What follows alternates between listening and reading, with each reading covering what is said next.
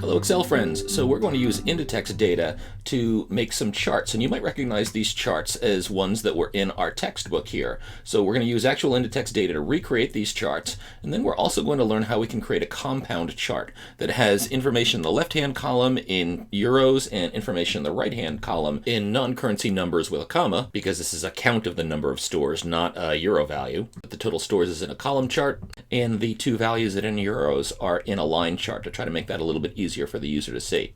So let's get at it. Now, if we hop over and take a look at our Inditex historical data, the first thing that I'm going to do is I'm going to highlight what I want to make a chart of.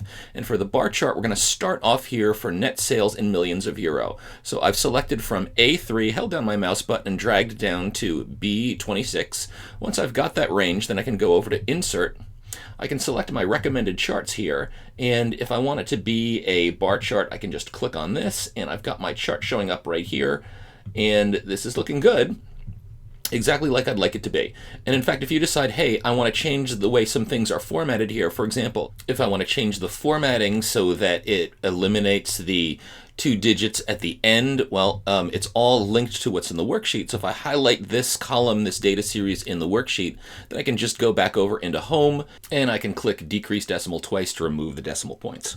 Now, another thing that you might want to do is you might say, well, this looks good, but I would actually prefer there to be less white space in between the columns.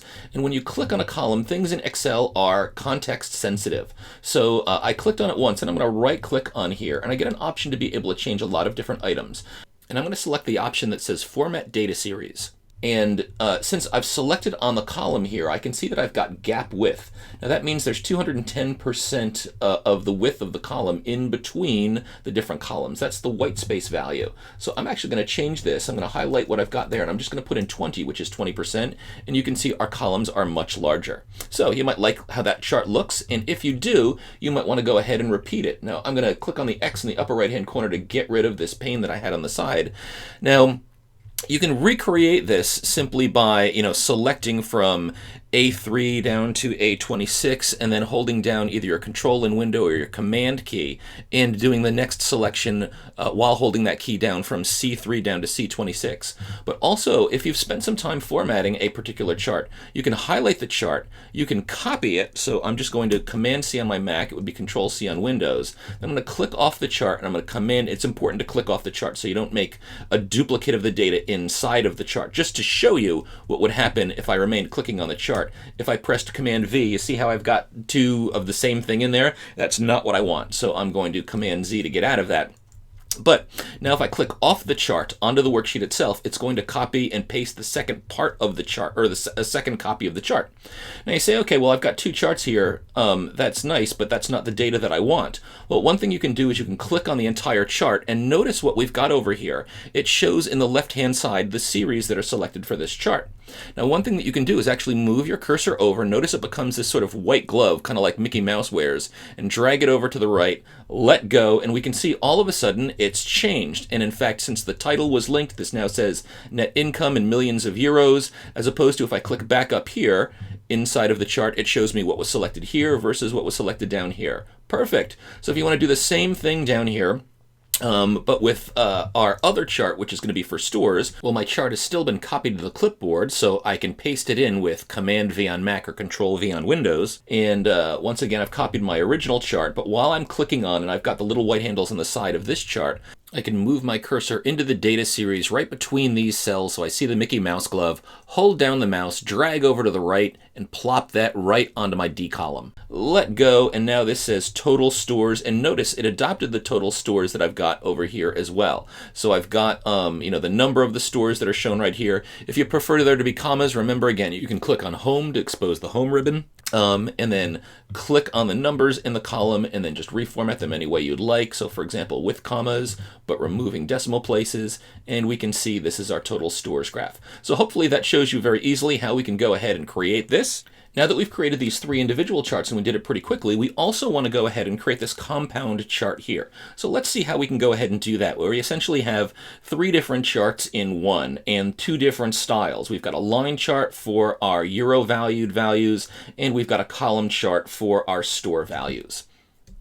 Well, here we are. We're going to select all of our data this time. So I click into A3, hold down my mouse button, drag down to D26. I'm going to insert the chart over to the right. Normally you wouldn't put so many charts on a single page here, but I'll click on Insert, and I'll click on recommended charts, and we're going to start with the line chart. So this has a good portion of what we want. I'll just bring this over here to the right and rest it right here. Now what I want to do is I want to actually take my total stores and I want to put a new axis over here. So if I click on the gray line, again, I know total stores is the gray line, but you can also compare whatever you click on, that data series will show up as selected not only in the chart, but also as selected on your worksheet. So I definitely want total stores here. I can see that it's clicked. And now I'm going to right click on it. Excel is context sensitive in charting. So if I right click on this selection, notice all the little points are along here in the chart to confirm I am selecting on this data series and only this data series.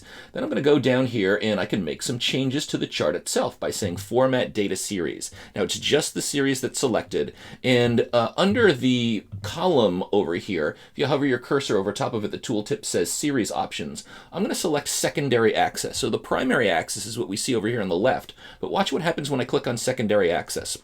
Notice right now that the gray line is sort of valued in between the euro values that I have right here as well. So, if we take a look at our three numbers over here, oh yeah, the very low value that I've got, 514, is actually bigger than the number in millions of euros in net income. So that's why we have our gray value in the middle here. If we click on secondary axis, we can see all of a sudden it jumps to the top. And it jumps to the top because we've got a new axis here where the largest value is almost 8,000. If we take a look down at our stores, the largest value is, once again, almost 8,000. So that means that these values on the right correspond to the gray line. These values on the left that are denominated in euro correspond to the other two lines, the ones that are denominated in millions of euros.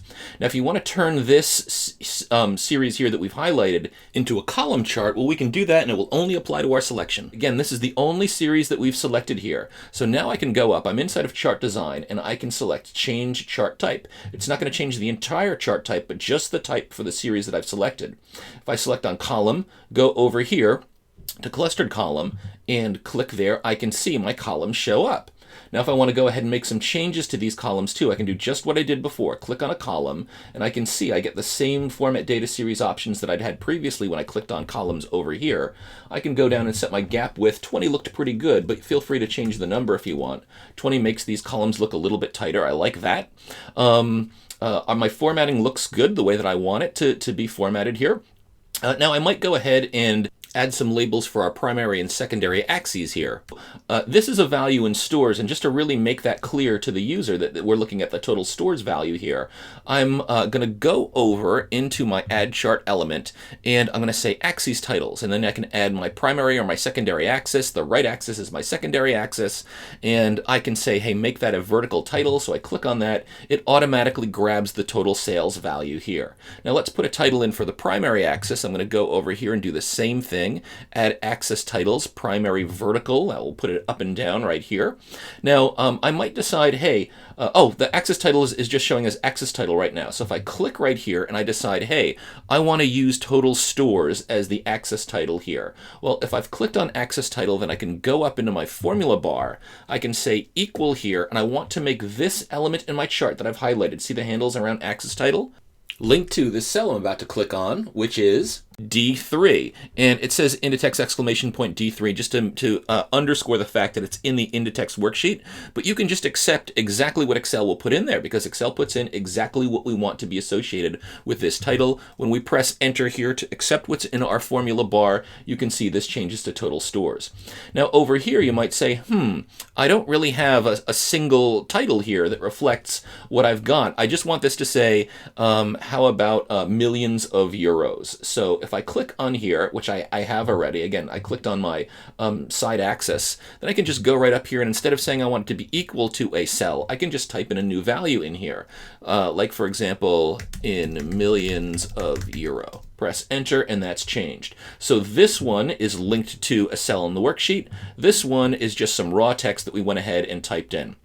Similarly for chart title here, we want to change the chart title. I've clicked on it. I'm going to go up here to the formula bar, say equal, and this Inditex historical data is actually all in A1. It's just centered over A1 through D1. So if I click on A1 here, and you can see that it highlights this column. If I press, or this particular cell, which is spread across multiple cells, if I press enter here, we can see that the title has changed. So we've created all of our charts. Hopefully you're learning a lot. Keep at it.